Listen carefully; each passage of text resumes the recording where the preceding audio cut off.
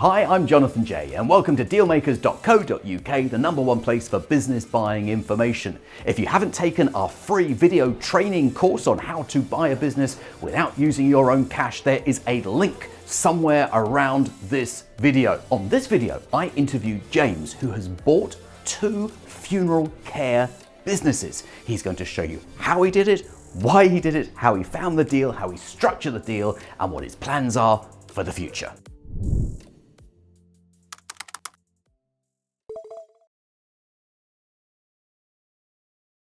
So good morning, everyone, and welcome to today's virtual conference with my very special guest, James Gardner. James and I go back a little while now, and some time ago, he was a guest on something like this, just like you are today. And now he is a successful deal maker, and we are going to find out how he's done it. So James, if you could turn your camera on for me, please, that would be wonderful. Jonathan, I'm here. I'm ready. It says that you need to let me host my camera. Sorry. This no problem at all. This is where my technical prowess. What do I need to do, James? It says you cannot start your video because the host has stopped it. Oh, have I? Well, I certainly didn't stop it on purpose. No. That's a little bit strange. Okay, what I'm going to do, I'm going to do that, and I think you should. There you go. Amazing. Perfect. Brilliant. Welcome, James. That wasn't the smoothest start, but we got there. It's a little bit like buying businesses. Yeah, exactly. We get there in the end. Absolutely. It's a little bit of a bumpy, yeah, great analogy. Right. So, James, I've given you a big build-up. So the expectations are high. Could you give us, please, a bit of an introduction so we get a feel for you and your background? Tell us whereabouts in the UK you are.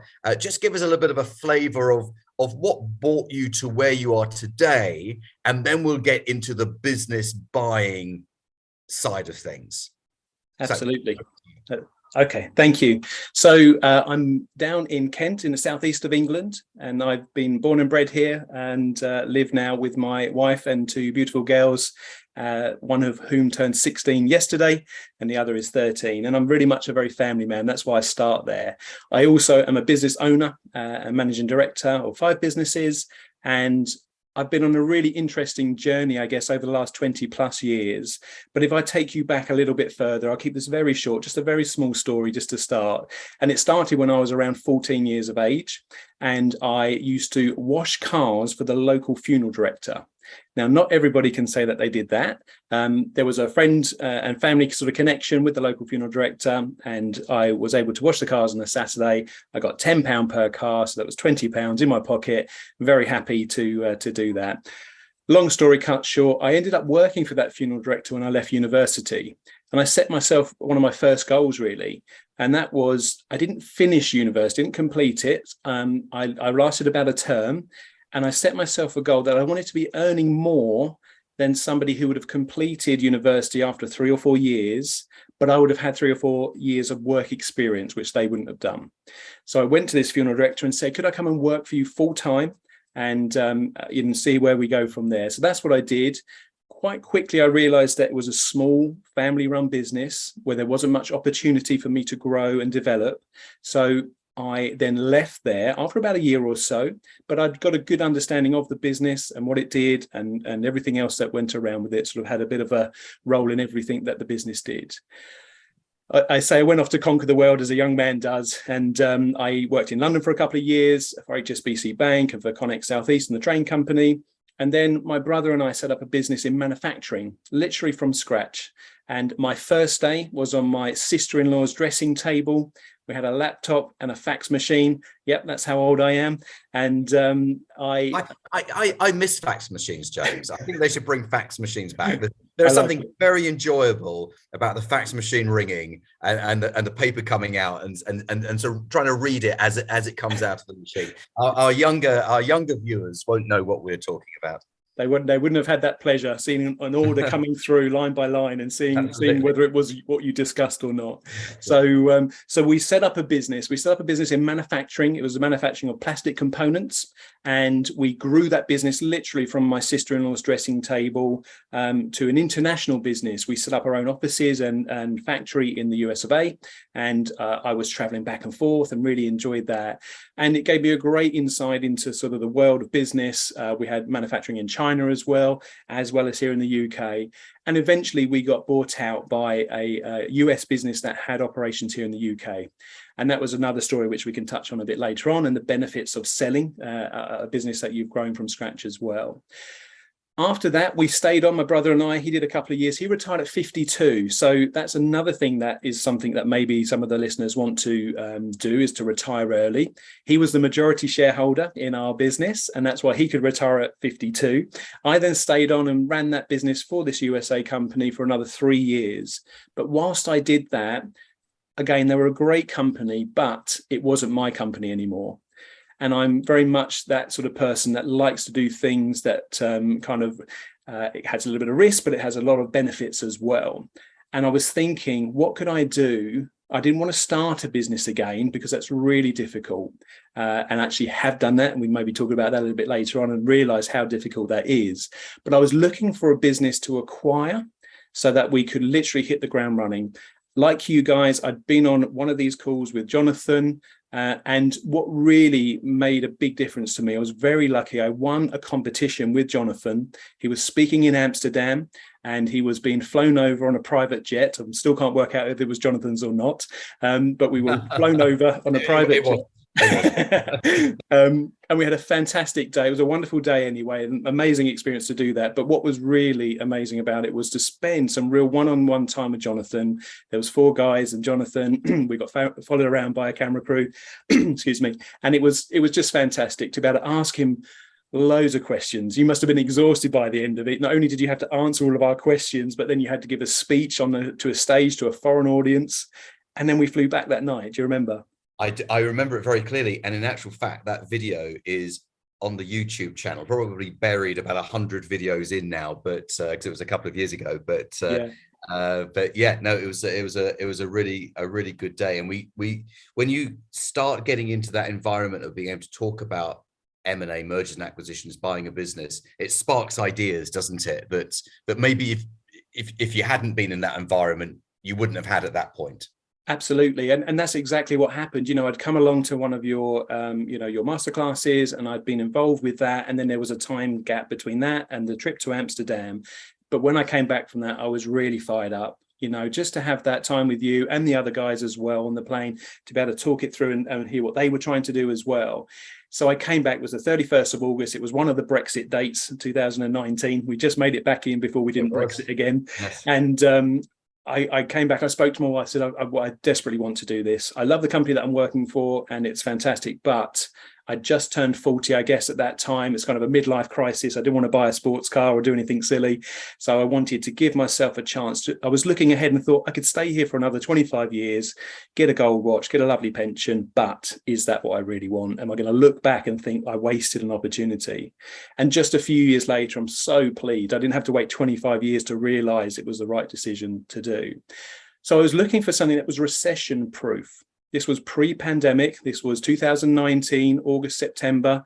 And 2 words kept coming back to me, was that there's 2 things certain in life, which is death and taxes. And I didn't know much about taxes apart from paying a load, but I did know a bit about the funeral industry and about what happened within that and so on and so forth. So just by chance, one day, and this is about right time and right place and about actually having that courage to go forward with an idea.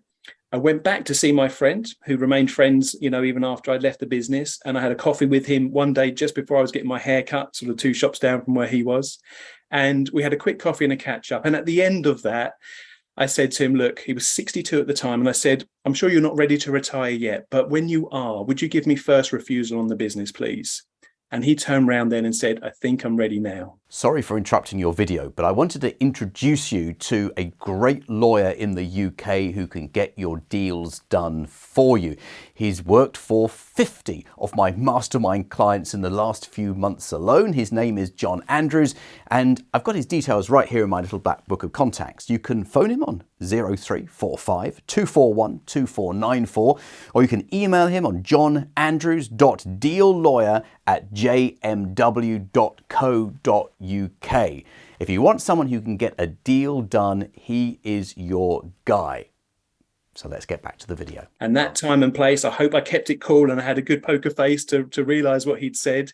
And it was really exciting. That was in October 2019. On the 6th of March, just a few months later, we signed on the dotted line and the business became ours, which was myself and my wife's. And then 10 days later, if you can remember, people from the UK, Boris Johnson, our Prime Minister at the time, on the 16th of March, turned around to everyone and said, those that can work from home, you must work from home. At this time, I was still the managing director of a manufacturing company for the USA, but I was able to buy this business because there was an existing team there. I'd never be able to do that if it was a startup because it would have taken so much of my time and energy and money as well. So I was able to run that business. And actually, when we went into lockdown, in that year, 2020, we spent 10 weeks down in France, at our place in France. And I was able to manage the business that I was managing for the Americans and also this new business that I'd recently acquired as well. So the freedom it gave me to be able to do all of that was just fantastic.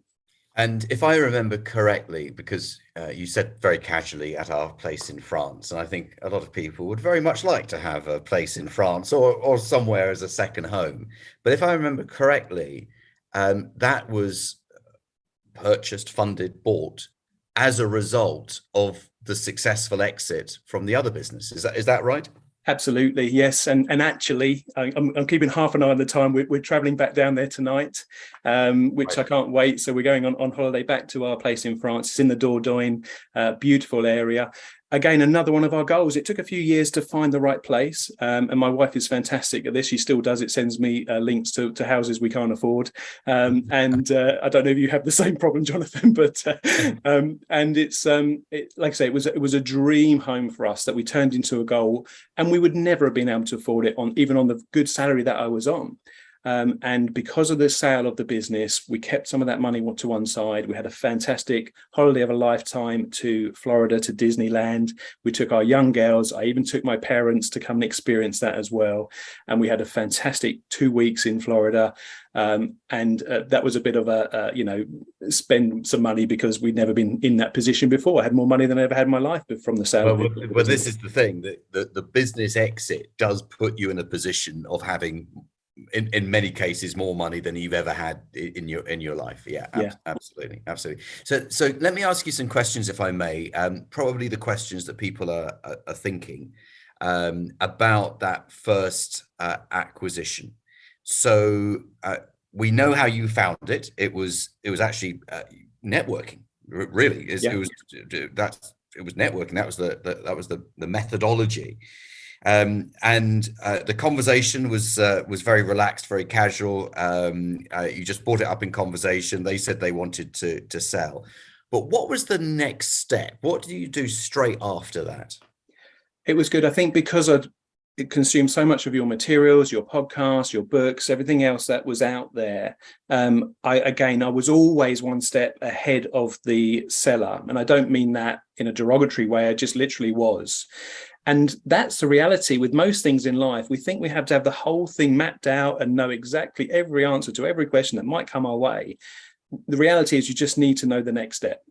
And so the next step was to talk to some solicitors and some accountants.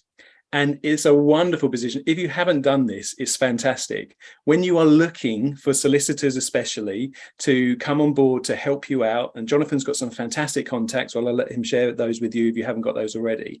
But even if you wanted to do this for a bit of fun, you get invited to the most amazing boardrooms, and tea and coffee and everything else is served on a silver platter because they're after your business. And I understand why now, because of the costs involved and the time and everything else like that. So the next step for me was to find a solicitor and an accountant that I could trust, that I could help me with this next sort of start of the acquisition. Now, my take on this is that all solicitors and all accountants aren't the same. You need specifically an accountant and a solicitor that knows what to do around an acquisition. And often the sellers use their own accountants or bookkeepers and then their own solicitors that have been with the family business for years. And again, they are the ones that will hold things up for you. So it's always advisable to maybe even recommend that they use a slightly different accountant and solicitor potentially, so that it can speed things up for both parties. So that was my next step, I think, thinking back. Like I said, this is over 2.5 years ago now, but that seems to be the right thing. And then from that, we got the accountants always want to know the numbers. So we requested the last 3 years sets of accounts, which were produced. And I think I have even more because the seller had a lot more. And we went through those with a fine tooth comb. Again, learning all the way. I didn't know. I knew what a set of accounts was because I signed them off and so on and so forth. But when you're going to invest your time and energy into buying your own business, you really look at those accounts and you kind of see what's in those.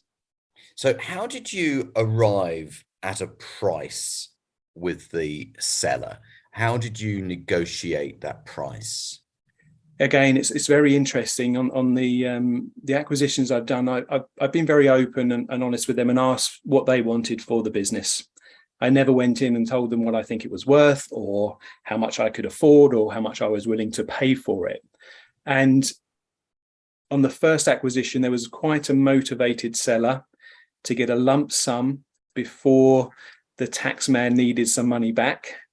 So there was a lump sum. He had a figure in his head that he needed on day one, which again, from memory, trying to think now, it was under 400k, 360 comes to mind, something like that, on day one. And then the balance was set up as a deferred consideration. We did it over 5 years. And again, I'm learning all the time. I'm learning like you guys are on this call as well. What we did in that initial acquisition was to set the deferred consideration to pay monthly.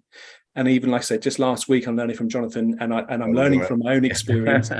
Those months come around very quick. So quarterly repayments or yearly repayments and things like that, if you can set it up in a different way, very much, advice from Jonathan there that I would recommend. Yeah. So monthly. Yeah, like you said, four weeks is way too fast in the sort of the fast pace that a business moves at. And if you can push the first payment out to 12 months, which is what we. So I should explain that James, you're on my inner circle mastermind, which is for people who've already bought businesses. So we've got the mastermind for people who are beginning, and we've got the inner circle, which people will graduate into. We've got actually 2 inner circle groups running because the demand was so high. And we were talking about how to structure those deferred payments in smarter and smarter ways, weren't we? Absolutely. Everyone thinks you just do it over 3 years. I mean, that's very vanilla. It works, but it's not very imaginative. And there's lots of different ways of doing it. Yeah. And again, so the numbers came from the seller, and they actually came from both acquisitions from the seller. And then I went back and thought, how can I structure this to be able to make it pay for itself? I didn't want to put any of my money in. Jonathan's sort of preaching this message that you can do it with no money down. And I don't want to lie to anybody here. Literally in the 11th hour, and I can't quite remember what it was that came up from the solicitors, from my solicitors in the end. It was around about, I think, £6,000 I had to find. So I was able to add that in literally on the last day. I think it was the morning of the last day, for whatever reason, why it hadn't been picked up again. Lots of learning lessons from doing acquisitions. But I was desperate to try and do it with none of my own money down. So what I'd done is I'd borrowed that money to pay the initial consideration, did a friends and family round, because again, that's quite difficult sometimes if you haven't got any sort of credibility in doing this. Then first tier banks, the high street banks, as we call in the UK here, are very reluctant to lend to first time acquirers of businesses. There's a second tier of banks and even a third tier of banks and others that will help you along the way, and other investors as well. Let's just focus on that for the moment. So I think you said there was an initial payment on day one, day of completion, or in the States they say closing, of 360,000. And I'm assuming that you didn't, well, if you did have the 360, you didn't want to put it in. I mean, that was not going to be a viable approach. And the reason for that was because, again, we probably could have raised the money. The house in France is bought outright, so there's no mortgage on that. And so that's fantastic. So we could have raised the funds from different areas and remortgage and so on and so forth. But it would have stopped us there. We wouldn't have been able to do another acquisition. And the second one is even more impressive than the first one. So I'm really pleased we did. So to put it another way, you can spend your own money to buy businesses, but at some point you're going to run out. Doesn't matter how wealthy you are, you're going to run out at some point.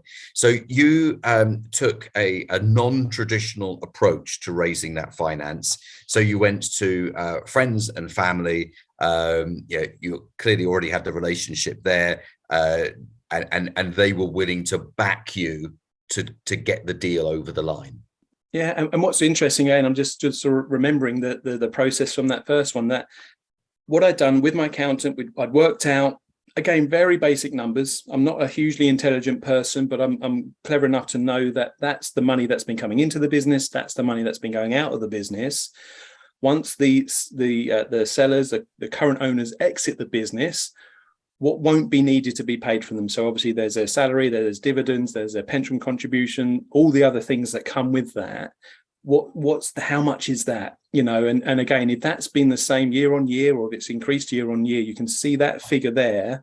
And that's what I use as my sort of deferred consideration and my repayment to people that lend me money.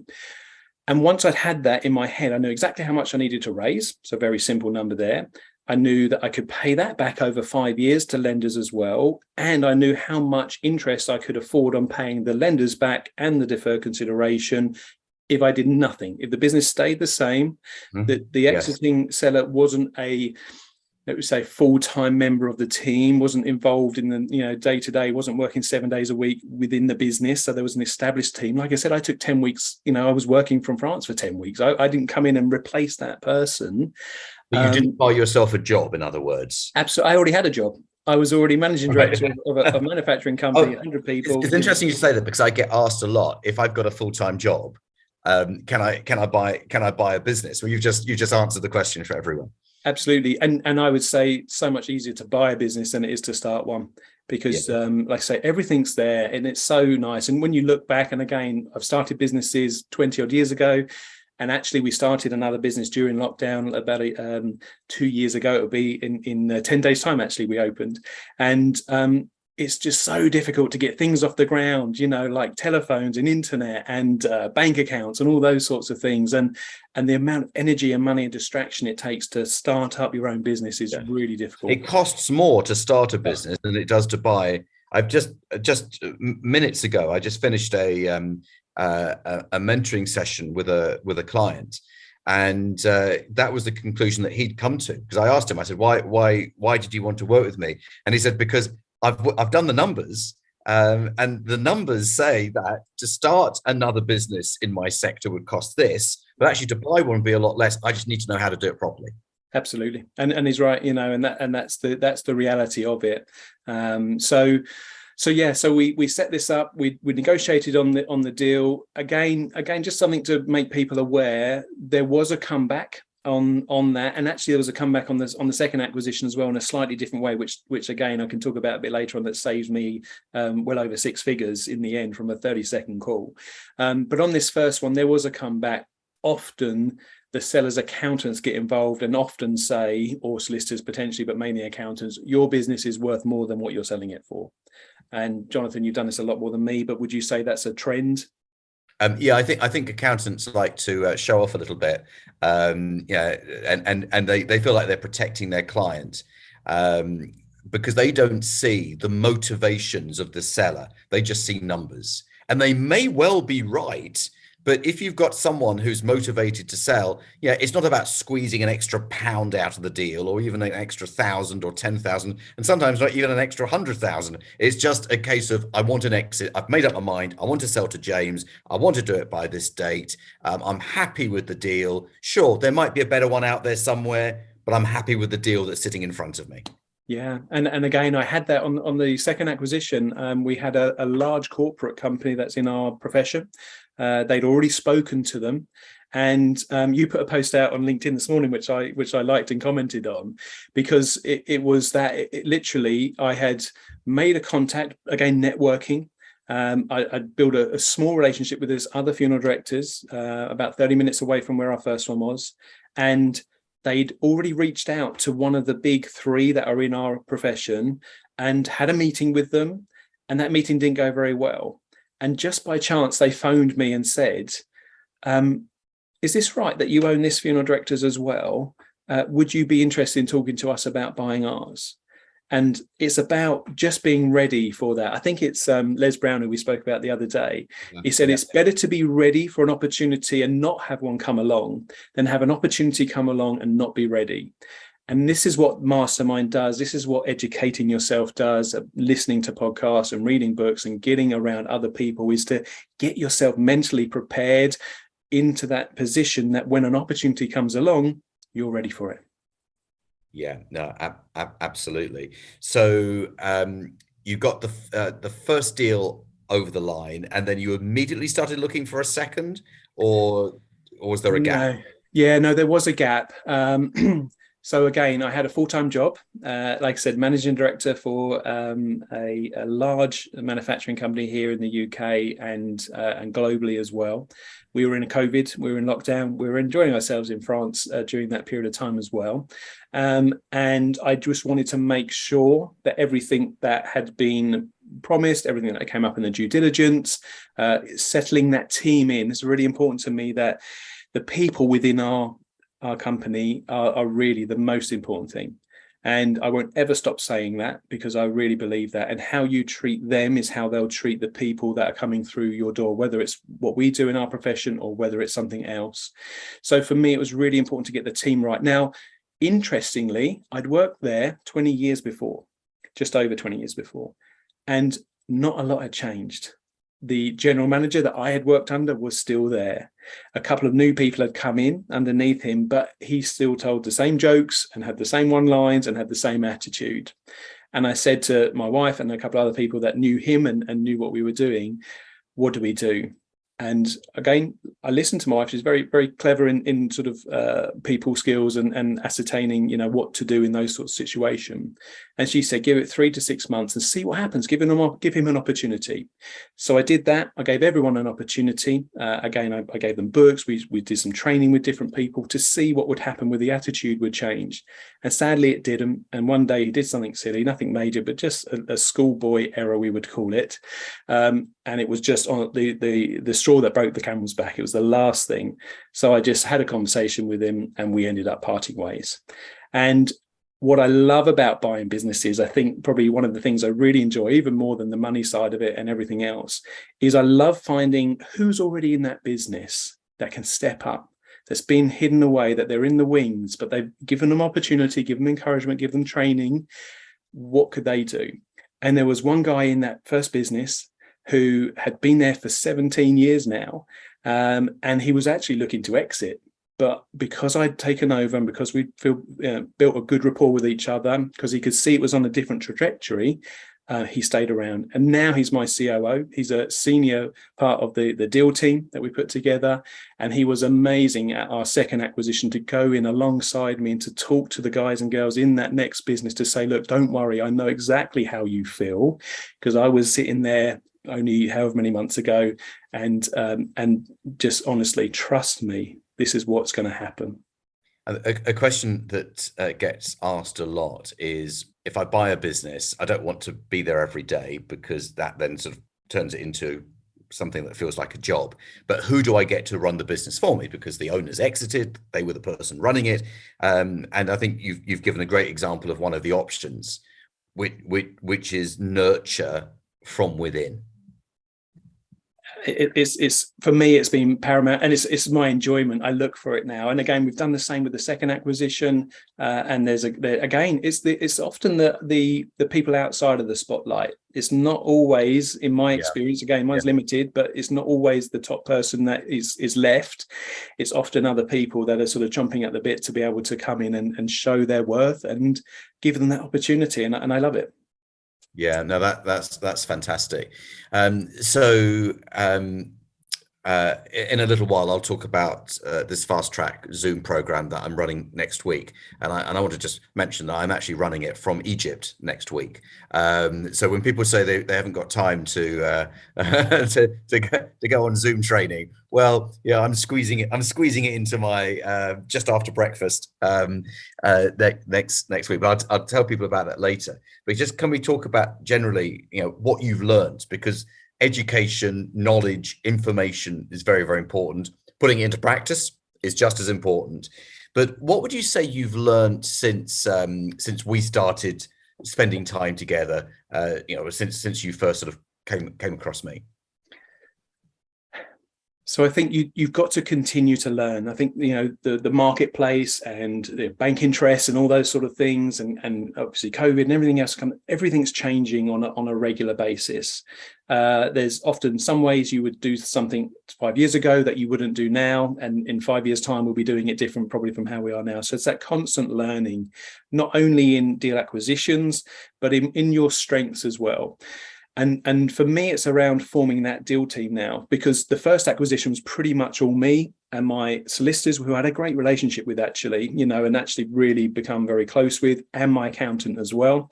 And I had them for support. And it's getting like-minded people around you so that you are not an anomaly, because most people don't even know you can buy a business.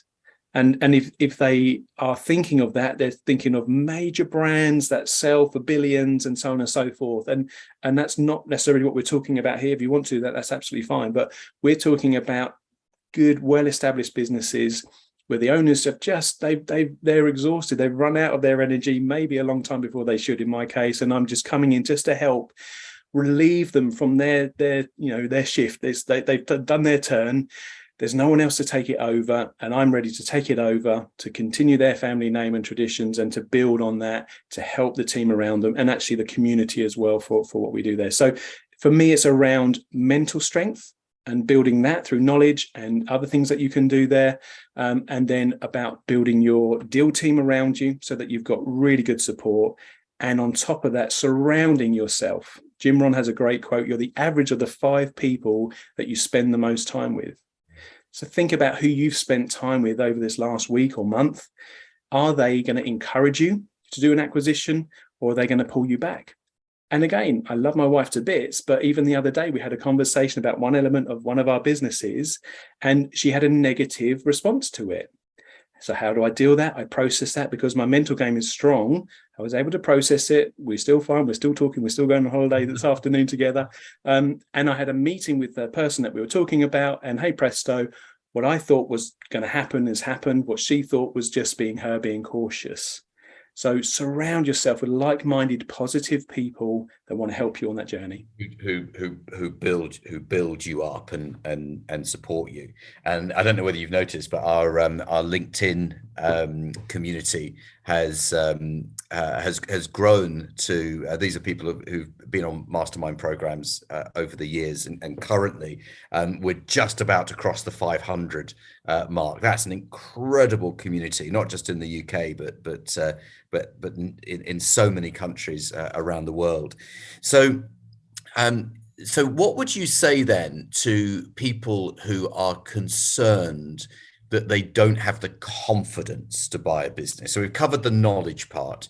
What would you say? I mean, and maybe sort of speak from your own experience as well. I mean, how you felt your confidence levels were with the first deal, and how it changed from the first deal to the second.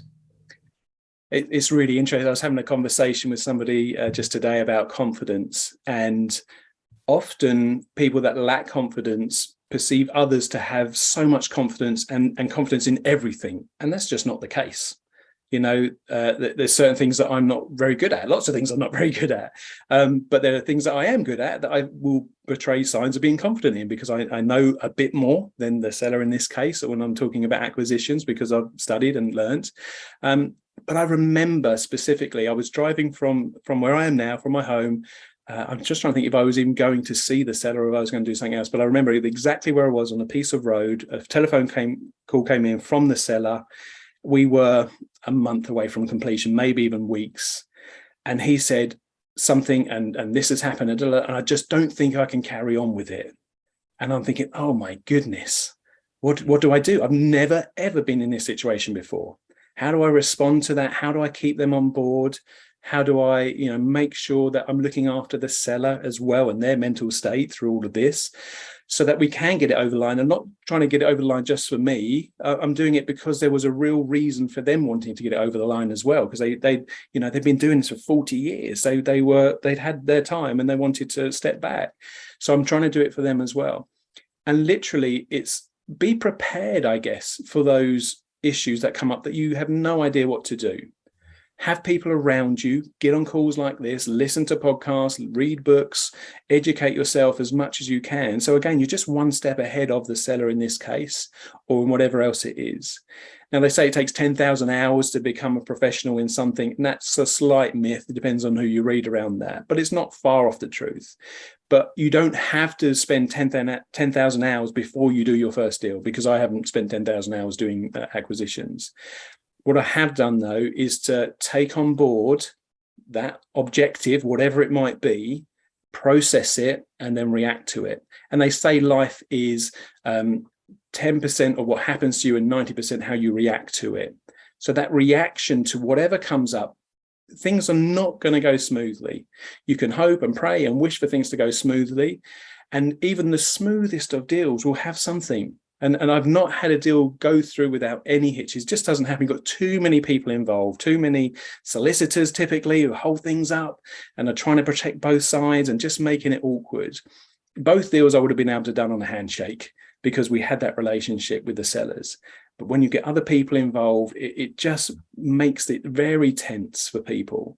So your role really is kind of to handhold the seller through that as much as possible by just being one step ahead of them. And once you've done one, you then become the expert almost, because you know a lot more about it than they do. But the first deal was the hardest. Which is why I always say to people, let's get the first deal done as quickly as possible. Let's do it in the next 6 months, and then you can start planning ahead. So let's talk a little bit about that. I'm not going to be nosy and ask you for your numbers. I'm not going to do that, but I'm going to, because I don't think that's fair to put you on the spot. But what I am going to do is say, where do you see this business getting to in terms of numbers, and when would you feel as though, okay, we're hitting the numbers that I want to achieve? And what would be, presumably, look, you've already sold one business, presumably at some point you'll exit this, or maybe not, maybe you've got other plans. In fact, actually, I think recording a conversation I had with you a while ago, I think you do have. So let's talk about what the numbers need to look like for you to say, yes, I've created the group. So we've got different stages of plans for what we're doing in terms of our acquisition. And us, it's very much geographical, whereas other businesses, you can run it from your spare room or your office or what have you, and it can literally be global. For us, it's more about that 30 minutes drive between offices or branches. So you're not stepping on each other's toes, but you are able to help each other out, which is what's happened through further acquisition. There's just been a wonderful synergy of people and resources to be able to really help the growth of the business. So we've got many goals along the way. The first one is to be the largest independently owned funeral directors in our area in Kent, in the southeast of England. So we're looking to get to around 10 to 15 different companies or different branches within that. So I've done one acquisition, was the first one we spoke a lot about here. We've set up another business. We've expanded the first business. We've expanded the second business we've set up. And we've also done another acquisition last December, around 30 minutes away from the first one. And what I've learned from that is that doing two separate individual deals, so both came kind of with one company, as it were. I'm now thinking the next acquisition, I want to do one acquisition that gives me at least 2 offices or branches, if not 3, if not more, because it's going to be the same amount of energy, time. The only thing that probably will change will be the numbers. But actually, if it's a larger, more well-established business, then getting finance for it is probably going to be easier than doing a small one that's sort of going downhill or what have you, or hasn't got much in terms of resources or history. So that's how I want to grow, rather than one at a time. If I did 2 or 3 or 5, I could do literally 3 deals and be the largest independent funeral director in Kent within the next 3 deals, if the numbers and everything work out right, correctly. I mean, that sounds like a great plan. Let me throw in a few things. I'm aware that some people may be sort of coming to this conversation as the first time they've sort of been exposed to this type of information. So the very important rules are: you only buy solid, profitable businesses. You never buy a turnaround until you've got more experience later. But at the beginning, you buy a solid, profitable business.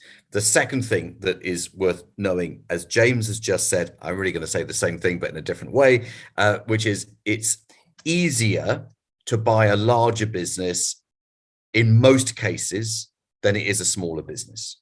And that is counterintuitive. People think, well, how is that possible? Well, larger businesses are more profitable, and a more profitable business is easier to generate borrowing, if that's how we're going to fund the deal. Larger businesses have better management teams. Larger businesses have more robust financials, which gives you greater confidence in the future of the business and your sort of management information. Where smaller businesses, sometimes you take the owner away and it all starts to look a bit wobbly afterwards.